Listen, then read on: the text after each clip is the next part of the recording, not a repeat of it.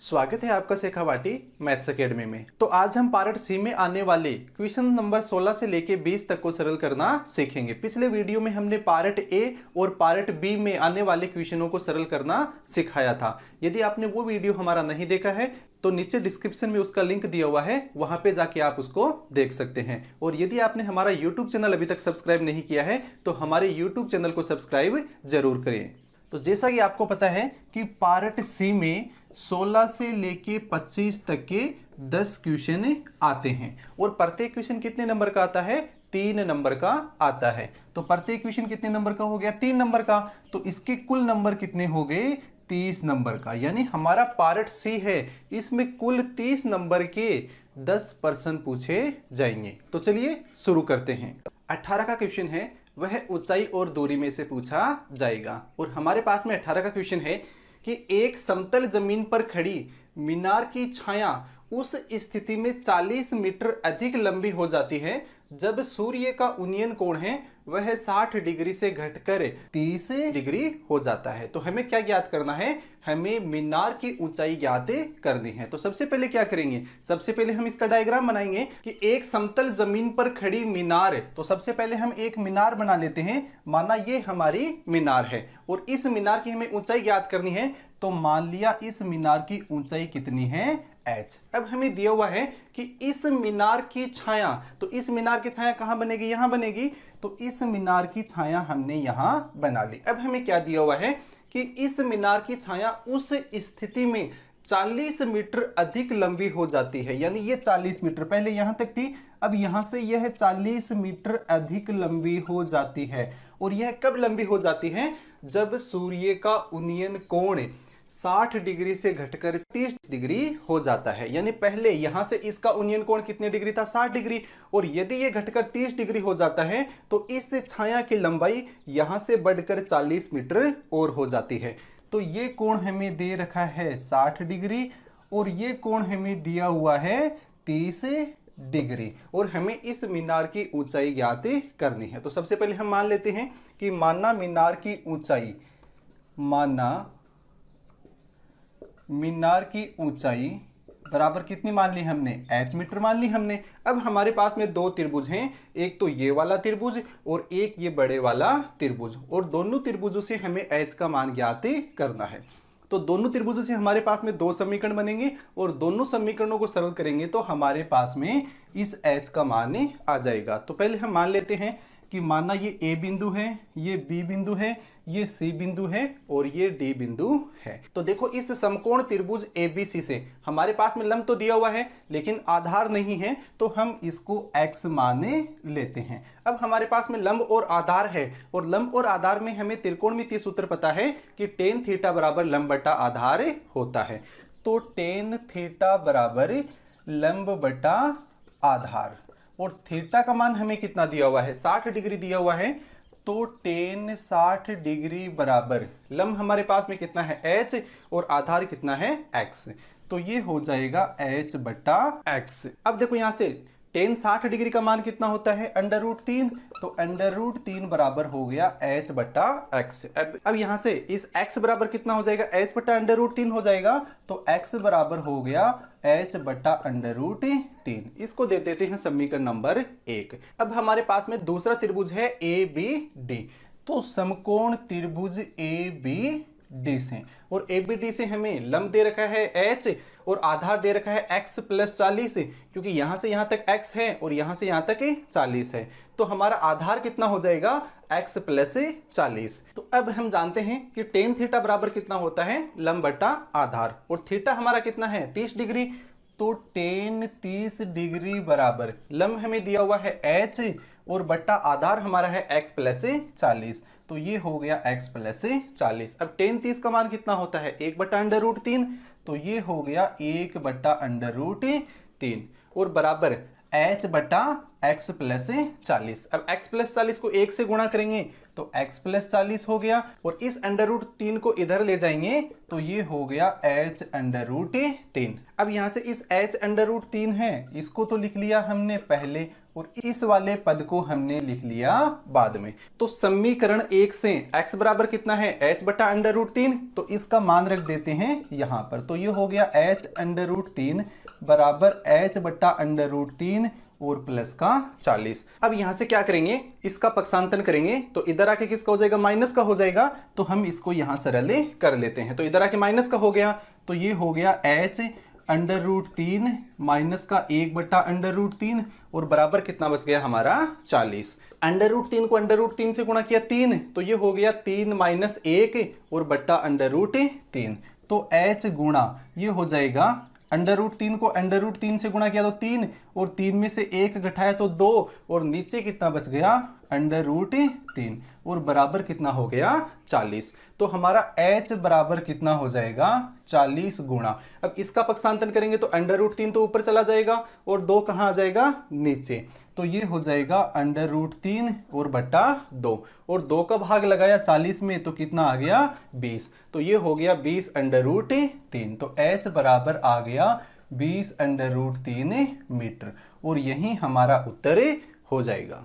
19 का क्वेश्चन है वो हमारा ज्यामिति में से पूछा जाएगा, और 19 का क्वेश्चन है हमारे पास में कि त्रिभुज ABC समरूप है त्रिभुज DEF के, और इनके क्षेत्रफल क्रमशः 64 व 121 वर्ग सेंटीमीटर है, और हमें EF बराबर 15.4 सेंटीमीटर दिया हुआ है, तो हमें BC का मान ज्ञात करना है। तो सबसे पहले हम दो त्रिभुज मान लेते हैं कि मानना पहला त्रिभुज हमारे पास में है ABC, और दूसरा त्रिभुज हमारे पास में कितना है DEF। अब ये दोनों त्रिभुज क्या हैं, समरूप हैं, दोनों त्रिभुज क्या हैं समरूप हैं, और हम जानते हैं कि समरूप त्रिभुजों के क्षेत्रफलों का अनुपात, यानी त्रिभुज ABC का क्षेत्रफल बट्टा त्रिभुज DEF का क्षेत्रफल है, वह इन त्रिभुजों की संगत भुजाओं के वर्ग के बराबर होता है। यानी AB की संगत भुजा कितनी है DE, तो ये हो जाएगा AB स्क्वायर बट्टा DE स्क्वायर, तो AB स्क्वायर बट्टा DE स्क्वायर, और दूसरी भुजा हमारे पास में AC और इसके संगत भुजा है DF, तो AC का स्क्वायर बटा DF का स्क्वायर, तो AC स्क्वायर बटा DF स्क्वायर, और तीसरी भुजा हमारी BC और इसके संगत भुजा है EF, तो ये हो जाएगा BC स्क्वायर बटा EF स्क्वायर। और हमें त्रिभुज ABC का क्षेत्रफल कितना दे रखा है 64, और त्रिभुज DEF का क्षेत्रफल कितना दिया हुआ है 121, तो इसके बराबर कितना हो जाएगा 64 बट्टा 121। अब हमें यहां से देखो BC और EF भुजा दी है, तो हमें केवल इतना ही काम में लेना है।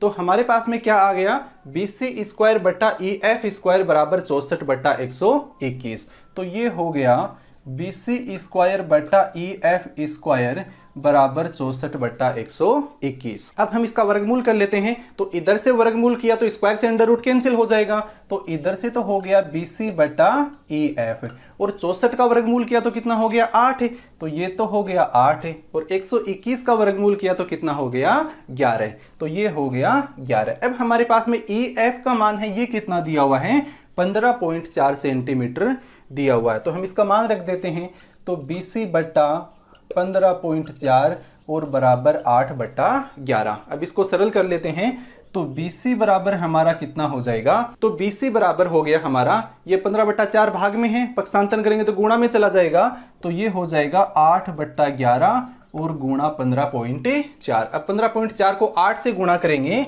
तो 8 4 32 और 15 8 120, 120 और 3 कितना हो गया 123, तो 123.2 और नीचे बट्टा में कितना है 11, तो 123.2 में 11 का भाग लगाना है, और 11 का भाग लगाएंगे तो 11 1 11, 1 बच गया, 1 और 3 13, 13 में वापिस 11 का भाग लगाया तो कितनी बार गया 1 बार गया, 2 बच गया, 2 और 2 22, और 22 में 11 का भाग लगाया तो ये कितना हो गया 2, तो हमारे पास में BC बराबर कितना आ गया 11.2 सेंटीमीटर, और यही हमारा उत्तर हो जाएगा। हमारा 20वां क्वेश्चन है वह भी ज्यामिति में से पूछा जाएगा, और 20वां क्वेश्चन है हमारे पास में कि त्रिभुज ABC में माध्यिकाएं ADBE व CF बिंदु G पर प्रतिच्छेद करें तो सिद्ध कीजिए कि AD plus BE greater than 3/2 AB होता है। तो हमारे पास में ये प्रमेय है और हमें इस प्रमेय को सिद्ध करनी है। तो सबसे पहले हम एक त्रिभुज बना लेते हैं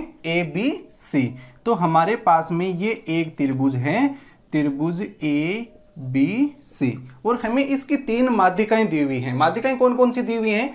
AD, BE और CF। और माध्यिकाएं कौन सी होती हैं? शीर्ष बिंदु से सामने वाली भुजा के मध्य बिंदु को मिलाने वाली रेखा है, वो माध्यिका कहलाती है। यानी A से माध्यिका है, ये हमारी कितनी हो जाएगी? AD। B से हमारी माध्यिका ये कितनी हो जाएगी? BE। और C से हमारी माध्यिका कितनी हो जाएगी? CF।